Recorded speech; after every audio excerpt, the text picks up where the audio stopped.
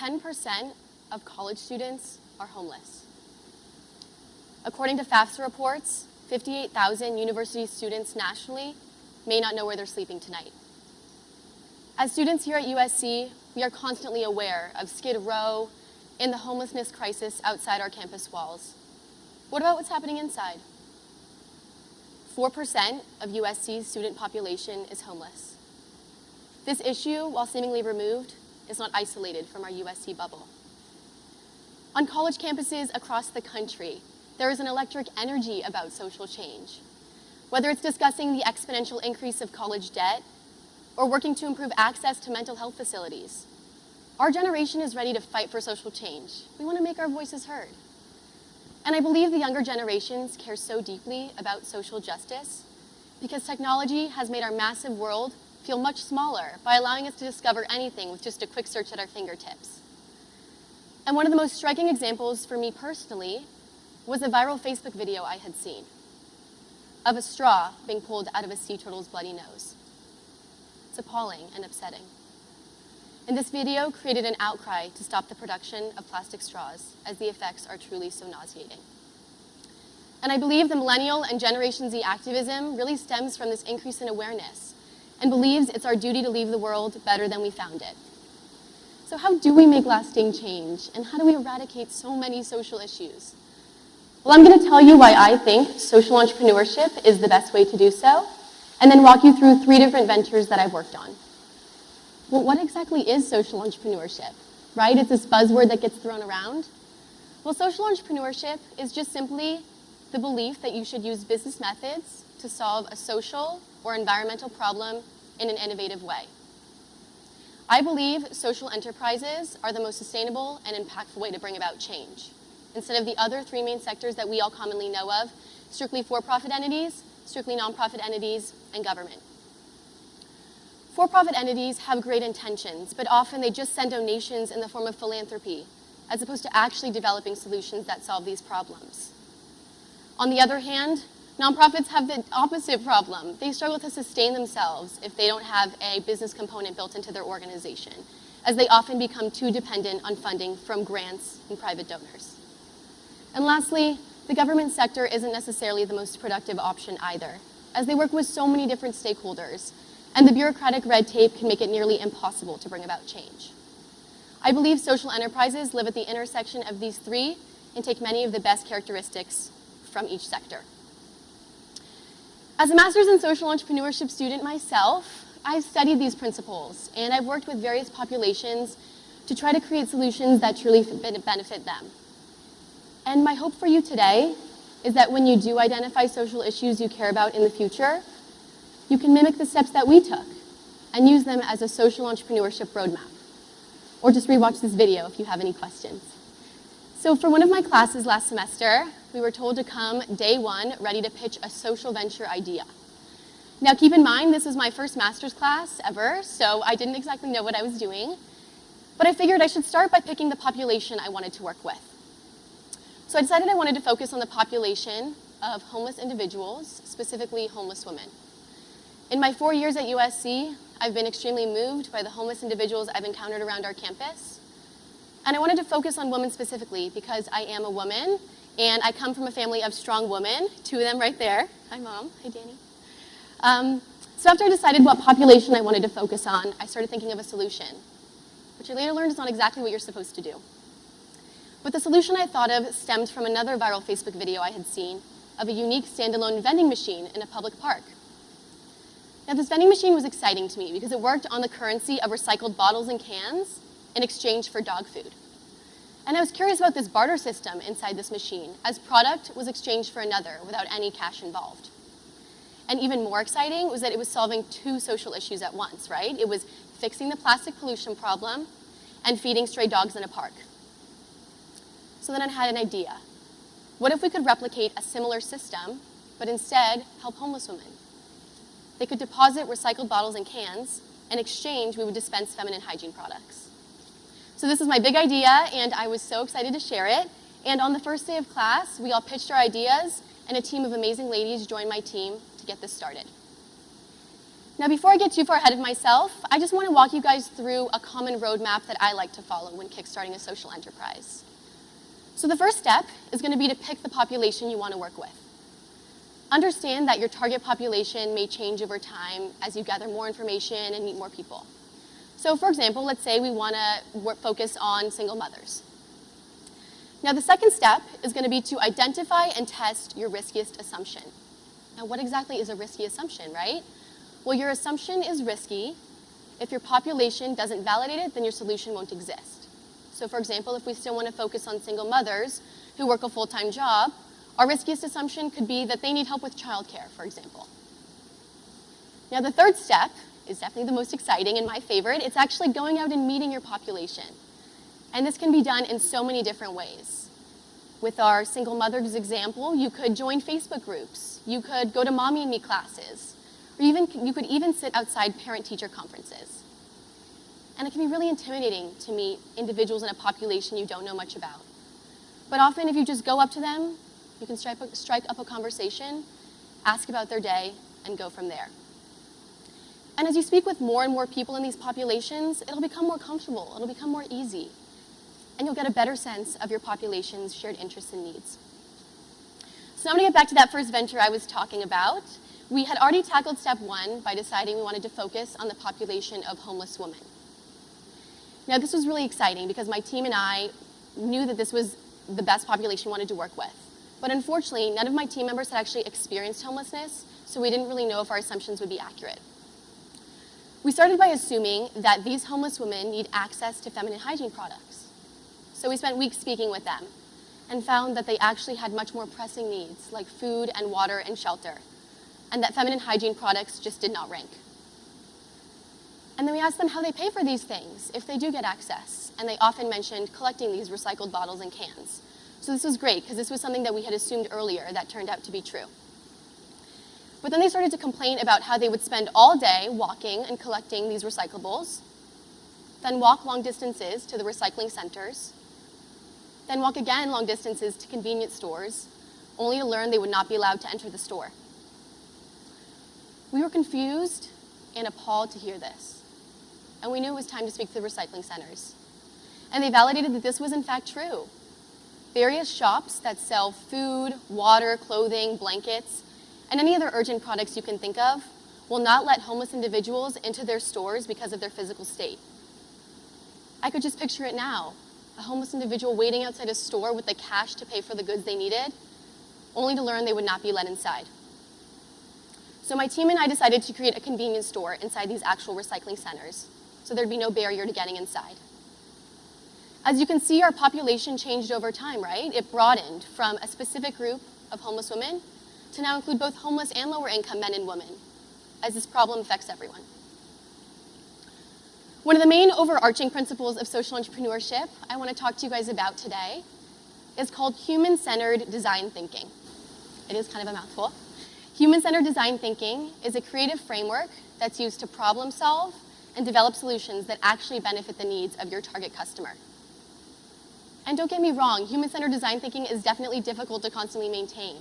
Even I, as someone who studies this, struggles to keep my perspective out of it. This next venture I'm going to talk to you guys about today showed me that even if members of a given population are part of developing the solution, they may not know how to solve it on a larger scale. But when we applied our human-centered design thinking approach, we were able to detach our own perspectives and create a more focused solution. So for this second social venture, I had a different team and I was in a different class. And our first step was to decide the population. And we decided we wanted to work with first-generation college students. Now, as I mentioned, 2 of my team members were actually first-generation college students themselves. So I really thought this would provide us with some extra insight. In our research, we discovered that a high percentage of first-generation college students actually come from low-income families. And as I mentioned, we're not supposed to jump ahead and think of conclusions, but it seemed obvious to me that if someone's main identifier was that they were low income, then the solution had to be about giving them more money. So we started by assuming that they needed money more than anything else. So my team and I spent weeks speaking with over 100 different first-generation college students, learning everything from their daily routines and their greatest concerns. And we heard over and over again, I need support. I just need support. I really need support. And we had assumed it was financial.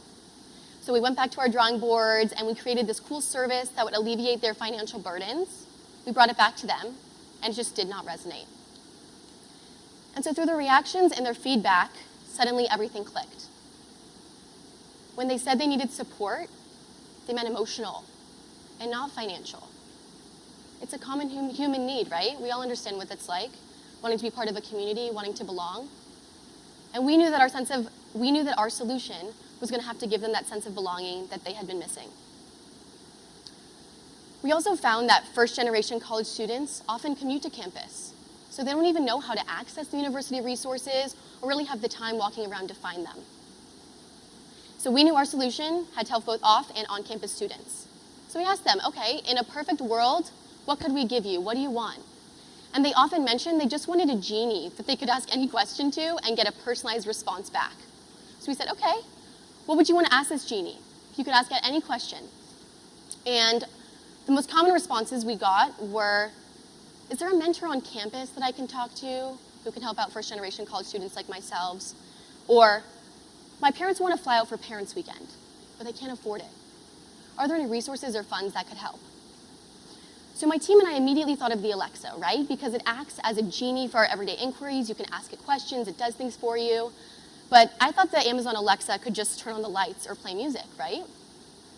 But what if the Amazon Alexa could actually answer personalized questions for different sets of people? Turns out it actually can. So the Amazon Alexa has this small unknown feature called the Skills Kit. And you can actually create customized questions and answers that are sent to Amazon, and then once approved by Amazon, they can be downloaded on any device, even your private one at home. So our final solution was to work with various universities and have them pay for these customized skills kits and Amazon Alexas. This would serve both our off and on-campus students, because our off-campus students could download these skills kits on their private device at home, and our on-campus students could also download these skills kits, but they'd be able to access Amazon Alexas in study areas concentrated with freshmen. And we were very intentional about choosing the freshman dorm as our location to put these Amazon Alexas, because the dropout rates for first-generation college students and non-first-generation college students in their first year are striking. And the difference between them is even more overwhelming. So according to the First Generation Foundation, more than 25% of first-generation college students are going to drop out after their first year of college. That's 4 times greater than higher income second-generation students. These statistics upset us, and we knew that universities would be excited to decrease these dropout rates and assist a student group that is so vibrant and vital to their student population. As you can see with these 2 ventures my teams and I worked on, we started off with several assumptions and solutions that changed over time. But the biggest thing is that we listened, and we reflected, and then we listened some more, and then maybe we pivoted, and we kept listening. Now, the third social enterprise I'd like to talk with you about today is actually my own business. It's my baby. It's called Makana. We launched a few months ago, and the population I decided I wanted to focus on were nonprofit development directors who are severely under-resourced and always looking for new ways to add money to their pot for programming and development. And the riskiest assumption we tested was that these nonprofits would want a business entity to step in and help them with creative fundraising and adding sustainable revenue-generating income streams. So I spent months speaking with hundreds of nonprofits and found a common thread that they needed help with product sales. These nonprofit development directors want to engage their supporters in a unique way, but they often just don't have the time or the knowledge or the resources to really do it. So I was thinking about the 1.5 million nonprofits that exist and how I could possibly create products for all of them. I knew I had to think of a really scalable way to do this, and I thought I had to create a unique, individualized identifier for each one. So one day I was driving on the freeway, and I was thinking about this idea of executing a simple individualized identifier for each nonprofit, and I saw the cars passing by, and I spotted the license plates, and I had this aha moment. What if we could take the concept of a license plate and apply it to the nonprofit space? We could create unique color combinations, just like license plates act for cars to uniquely identify them. We would use jumbled colors the same way that nonprofits use jumbled letters and numbers. And I knew that we could have millions of different permutations, and any nonprofit could come to our site and help. So I was really excited about this, brought it back to the nonprofits, and they were also very excited. And so on October 1st, we launched our very first line of bracelets. We have over 100 different kinds of bracelets for each of the over 100 different nonprofits we work with. And 25% of the net proceeds from each bracelet sale gets donated directly back to that nonprofit. And in the past several months, we've sold thousands of bracelets and spent $0 on marketing. And I believe our success just stems from our human-centered design thinking approach and listening to our populations. As we continue to grow, there are obviously new problems we're facing every day. The current one is who we're going to hire to make the product. It's not very scalable to do it myself in my apartment or pay my roommates. Thank you, guys. I knew I had to find people that would actually be willing to do this and generate money. So, as someone who's also a social entrepreneurship student, I am very crazy about having social impact throughout the supply chain. So I was thinking, okay, we got to hire an under-resourced population, give them that extra income that they need. So I immediately started thinking of homeless youth. And I really think my passion for this group just stemmed from my work in the past two ventures, homeless individuals and first-generation college students, and kind of combining the two. And so I found a local nonprofit called Safe Place for Youth. They're actually located right over there in Venice. And they support and they mentor and empower homeless youth. They are absolutely amazing. And I started volunteering at SPY and just getting to meet the homeless youth there. And it became pretty apparent from the beginning that this would be an extremely beneficial employment model. They would help us make our products and we would be able to scale, but they could also show up whenever they wanted to our product making workshops. We wouldn't hold them to it. And they could generate the extra cash that they needed.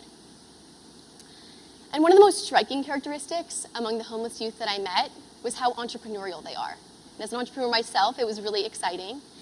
And they have all these amazing ideas for different ventures, but they just don't know how to scale them.